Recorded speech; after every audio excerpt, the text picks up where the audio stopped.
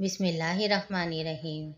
मैं हूँ नबी पाक सल्लल्लाहु अलैहि वआलैहि वसल्लम की प्यारी बेटी फ़ातिमा रज़ियल्लाहु ताला अन्हा की कनीज़ फ़ातिमा नाम है मेरा।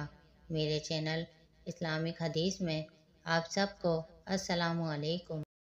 अल्लाह ताला ने इंसान को अशरफुल मखलूक़ात बनाया, यानी सोचने समझने की सलाहियत दी, सही और गलत की आगाही दी। अब ये इंसानी अकल पर मुयस्सर है कि वो सिया करता है या सफ़ेद, लेकिन इंसान ख़ता का पुतला है और अल्लाह ताला हमेशा अपने बंदों के साथ रहम का मामला करता है।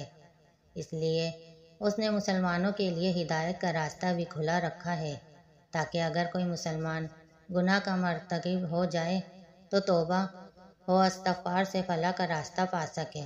अस्तग़फ़िरुल्लाह, या अल्लाह मुझ गुनाहगार को बख्श दे।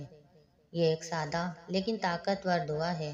गुनाहों के बोझ से अगर दिल भारी हो, जहन परेशानियों का शिकार हो जाए, तो अस्तग़फ़िरुल्लाह की एक सादा सी दुआ आपके दिल को पुरसुकून कर देती है। जैसे किसी भी वक्त जब भी चाहें पढ़ सकते हैं। बिलाशुबा तौबा इस्तिग़फ़ार करने से अल्लाह अपने बंदों पर रहमत के दरवाज़े खोल देता है। इस्तिग़फ़ार के फ़वाइद।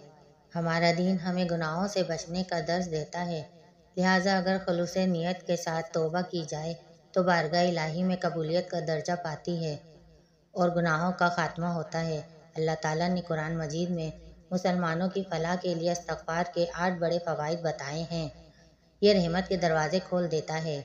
कुरान में एक जगह इस्तिग़फ़ार की अहमियत इस तरह बयान की गई है कि अपने रब से माफ़ी मांगते रहो, बेशक वो हमेशा माफ़ी देने वाला है, क्योंकि वो ही माफ़ करने वाला है। एक हदीस के मुताबिक नबी करीम सल्लल्लाहु अलैहि वसल्लम ने फरमाया कि अल्लाह ताला ऐसे शख्स को अपने अर्श के साए में जगह देगा जिसने तन्हाई में अल्लाह ताला का ऐसे ज़िक्र किया कि उसके आंसू जारी हो गए। तो जितना हो सके इस्तिग़फ़ार करिए।